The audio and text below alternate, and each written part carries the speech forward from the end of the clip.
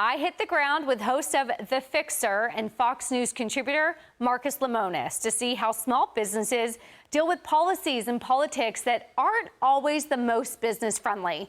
Staten Island restaurant owner Robert DeLuca gave us an inside look at how he succeeds in a blue city and state.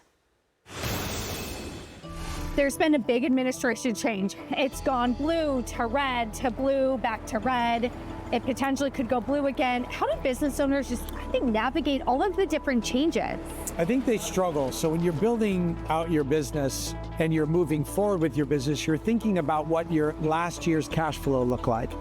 And you're not spending a lot of time wondering, okay, what if the administration changes and the taxes go up? Or what if the administration changes and my minimum wage goes up?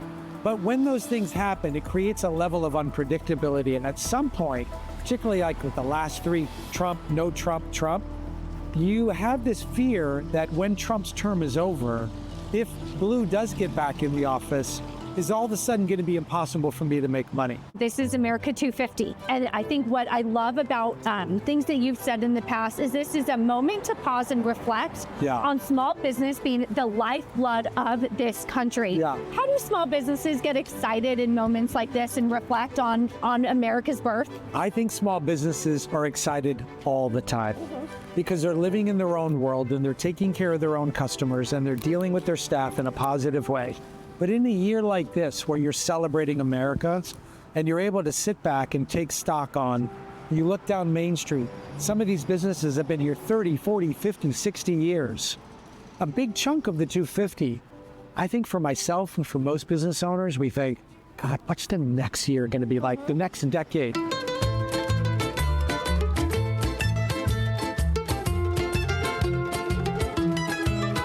Thank you for having us. This is like such a beautiful, like classic Staten Island cute date spot. We love it. Well, thank you so much for coming to DeLuca's Italian Restaurant. Of course. Tell me about this place. How did you start? What was your vision for it? How did you get involved? So I started in this business actually 20 years ago this summer. I'll make you laugh. My father was in construction. He threw me off his job site and he said, go find a job. I started bussing tables at a local restaurant and the rest was really history. What's been the biggest change you've seen in this industry? People, because people are constantly changing. They're the ultimate variable is your customers. And also the employees.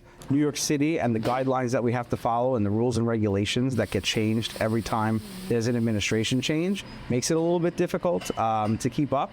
But, you know, we're business owners. We're resilient. We just keep pushing through and we adapt and survive. But other things have changed too, right? So your cost of goods have changed? Correct. Right? Correct. So economically, the cost of labor has tripled over the past, I'd say, 10 years in this. And are you subjected to the same things that happen in Manhattan? Yes. So if they have a minimum wage change, you have to deal with it? Yep. So if Mandami has a $30 minimum wage in a few years, we have to deal with it. And what happens then? That's the magic question that we don't have the answer to. But I will tell you, a lot of businesses, especially restaurant businesses, will go under. The broader scale on a federal level is Trump's tax cuts, Trump deregulation policies. Have they been helpful? No taxes on tips.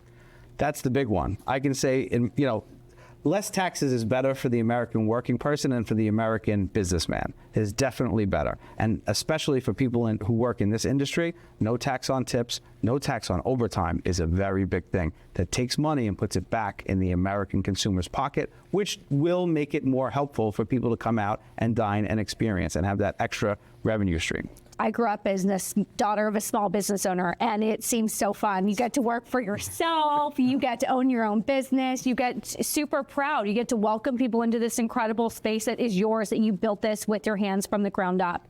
But what people don't understand is all of it falls on you. At the end of the day, you go home and you're up all night because you're thinking about how to pay your employees tomorrow. Correct. What is the experience like of being so proud of the business, but also the weight of the responsibility on your shoulders? Every day I wake up with a smile because I don't feel like I've worked a day in my life in this business. That's how much I truly love it.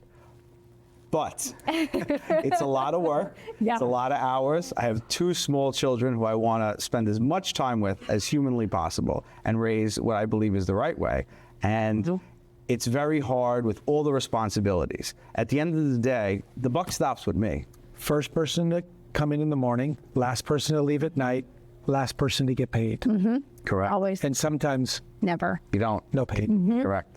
Well, we would not be at an Italian restaurant if we didn't ask you about the recipe that is, in a classic Italian fashion, your mother's meatballs. You have to tell me about it. Yes, and our most popular dish we have here at DeLuca's Italian Restaurant and across all of our restaurants is what's called Famous Mama's Meatballs. It's my mother's meatball recipe that she came in when we first opened up this restaurant, made every meatball by hand with her signature recipe. Nobody knew it. Finally, I had to teach some other workers because the demand gets so high. There's only so much Mom can do.